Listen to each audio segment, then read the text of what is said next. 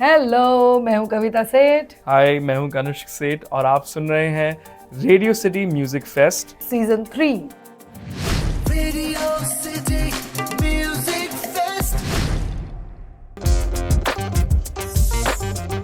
कविता सेठ खुद अपना ये जवाब ढूंढ रही है कि मैं कौन हूँ।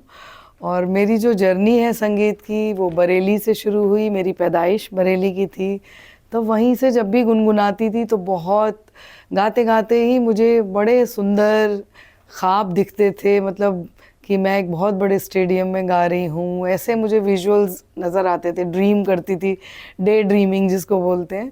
तो अब पीछे मुड़ के जब देखती हूँ तो मुझे लगता है वो सारे ड्रीम्स ईश्वर ने मुझे क्यों नवाजे। हम लोग, मैं 3 बहनें और एक भाई हैं, तो वो सारे सपने मुझे क्यों दिए। मुझे लगता है कि ईश्वर सपने भी उन्हीं को देता है जिनको उसको पूरा करने की शिद्दत देता है।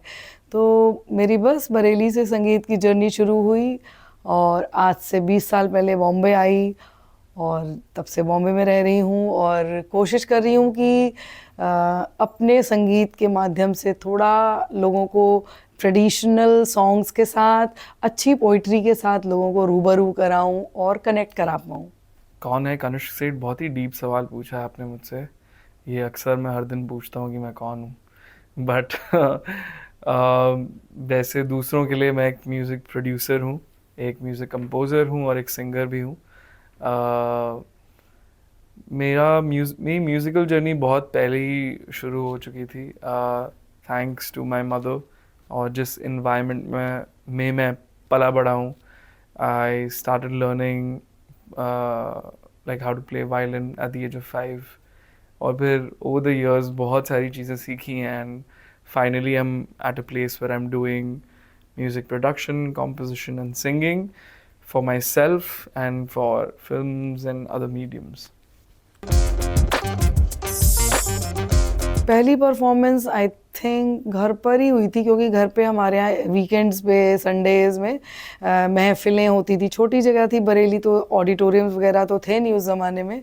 तो घर पे महफ़िलें होती थी, कभी कव्वाली नाइट हो रही है, कभी गज़ल नाइट हो रही है, कभी पोएट्स लोग आ रहे हैं, तो ये सब होता था। तो उसी में हम लोग वेट करते थे कि कुछ ऐसा हो और मुझे गाने का मौका मिले, मैं कुछ गाऊं। तो लोग बहुत तारीफ़ करते थे, पसंद करते थे। या फिर मुझे उस समय 50 पैसा कॉइन या 1 रुपी कॉइन मिल जाता था कि चलो भाई आज की टॉफ़ीज़ पक्की हो गई।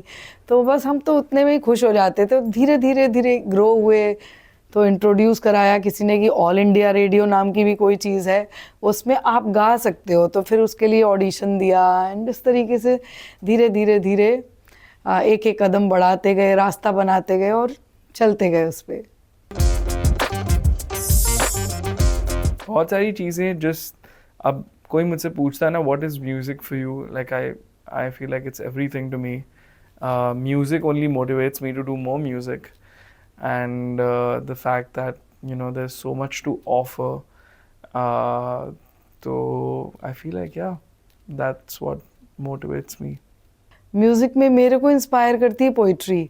यदि मैं कुछ पढ़ लेती हूँ और वो मेरे दिल को छू जाता है, तो मुझे नहीं मालूम कहाँ से आमद होती है और कहाँ से वो धुन बन जाती है उस पोइट्री की। तो मुझे पोइट्री बहुत इंस्पायर करती है, बहुत ज़्यादा।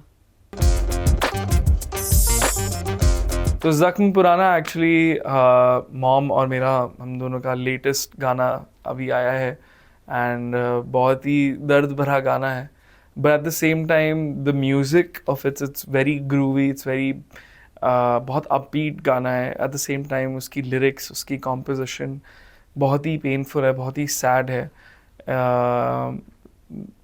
मैं इसको अभी सैड गर्ल डिस्को बोलता हूँ, दिस जॉनर जो ये गाना बनाया है। पर गाने का जो मैसेज है, जो जो बोल है, इट्स मेजरली अबाउट आप कैसे, जब आप किसी अपने एक्स पार्टनर से मिलते हो या जो भी जिसके साथ आप पहले थे, उससे मिलकर जो आपको पुरानी यादें जो आ जाती हैं, जो ट्रिगर हो जाती हैं, तो सारे ज़ख्म जो आपके पुराने वो सब खुल जाते हैं। तो वही सब इस गाने में बताया गया है इन पंजाबी, जिसको लिखा गया है जगदीश प्रकाश जी ने। बहुत ही मज़ा आया ये गाना बनाने में। तो I am hoping people are also liking this song. ये इतना खूबसूरत सा गीत अमित त्रिवेदी ने कंपोज किया था और मैंने और श्रेया घोषाल ने गाया। और मुझे सबसे ज़्यादा हैरत हुई इस गीत के बारे में कि जब भी मैं किसी भी वेडिंग में जाती थी तो जो ब्राइड होती थी वो इसी गाने पे डांस करती थी। और ये गाना ऐसे नहीं कि बहुत ज़्यादा फिल्म चली हो, फिल्म तृष्णा में आया था, एक इंटरनेशनल डायरेक्टर थे माइकल विंटर बॉटम, उन्होंने इसको डायरेक्ट किया था, लेकिन इंडिया में तो रिलीज़ नहीं हुई वो फिल्म। और लेकिन गाने बहुत पसंद किए गए थे और गाने भी इंडिविजुअली नहीं रिलीज़ हुए, लेकिन धीरे धीरे धीरे वो इतने पता नहीं कैसे लोगों तक पहुंच गया, इतना कि हर शादी में ब्राइड इसी गाने पे डांस करती थी। तो इतना खूबसूरत लगता था वो देख करके कि वाह इस गाने पे एंट्री हो रही है। और काफ़ी लोगों ने बड़े अच्छे कॉम्प्लीमेंट्स दिए कि अमित त्रिवेदी, मतलब ये दो वॉइसेस श्रेया और मेरी, कि इसको कैसे खूबसूरती से जेल कर सकते हैं वो रहमान सर या अमित जैसे लोग ही, जीनियस लोग ही सोच सकते हैं। तो बहुत खूबसूरत तरीके से हम दोनों की वॉइसेस को बहुत प्यारा जेल किया है। तो मुझे ये गाना बहुत पसंद है। और ये धीरे धीरे मुझे ऐसा लगता है कि जो खूबसूरत चीज़ होती है वो अपनी जगह अपने आप बना लेती है। तो ये बिना मार्केटिंग, बिना किसी PR के भी लोगों के दिलों में जगह कर गया ये खूबसूरत सा गीत। साचा साहिब एक बहुत ही बेहतरीन कबीर पद है और इसको कंपोज किया गया है मॉम ने। ये एक्चुअली बहुत पुराना गाना था जो कुछ 10-12 साल पहले मॉम ने कंपोज किया था। और इसकी जर्नी बहुत ही इंटरेस्टिंग है क्योंकि आई थिंक बैक इन 2014 और 15 जावेद बशीर जी इंडिया में थे, मुंबई आए हुए थे फॉर सम रिकॉर्डिंग्स। तो मॉम ने उनको घर पे भी बुलाया था, तो उनको बस बोला कि आप ये 2 लाइनें गाएंगे। तो उन्होंने 2 लाइन का पूरा गाना ही गा दिया और ऐसी एक लूप पर। और वो वोकल रिकॉर्डिंग हमेशा मेरे पास थी बट कभी भी वो गाना बना नहीं था। तो मैं जब अपना मास्टर्स कर रहा था from Berkeley college of music Valencia में, तो मेरे पास ये था कि भाई ये गाना है, इतना बेहतरीन कलाम है, क्यों ना मैं इसको कुछ एक अपने स्टाइल में प्रोड्यूस करूं। तो फिर मैंने अपने आप को थोड़ा वक्त दिया, फिर प्रोड्यूस करा and I was also challenging my own music production skills. तो फिर जब गाना जो बन के निकला है, इतना इतना ख़तरनाक, इतना फाड़ू गाना है कि मुझे मतलब अब कभी भी लाइव परफॉर्म करता हूँ तो सब लोग ऐसे दंग रह जाते हैं by the end of it and they don't want to hear anything after it because it's so powerful. तो और बहुत ही बेहतरीन एनिमेटेड वीडियो भी बनाया है इसका ब्लैक एंड वाइट में। तो जो भी व्यूअर्स हैं प्लीज़ ज़रूर इसका वीडियो देखें। इट्स कॉल्ड साचा साहिब। रंगी सारी गुलाबी चुनरिया रे, मोहे मारे नजरिया सावरिया रे। ये जो दादरा है ये शुभा गुरटू जी का मैंने बचपन से सुना हुआ है और मुझे बेहद पसंद था।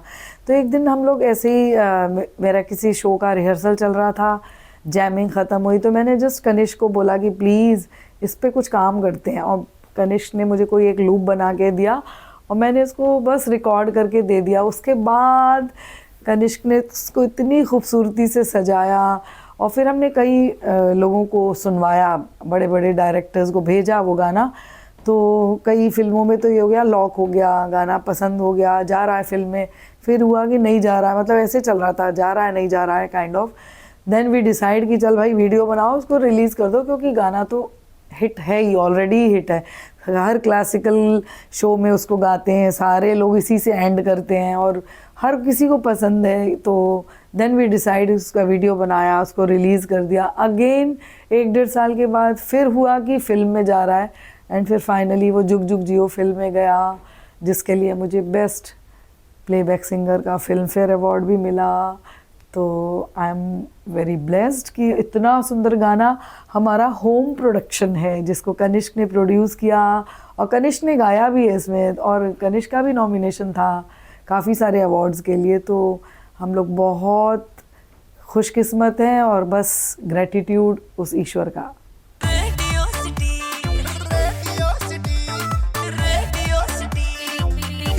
सिटी रग रग में दौड़े सिटी।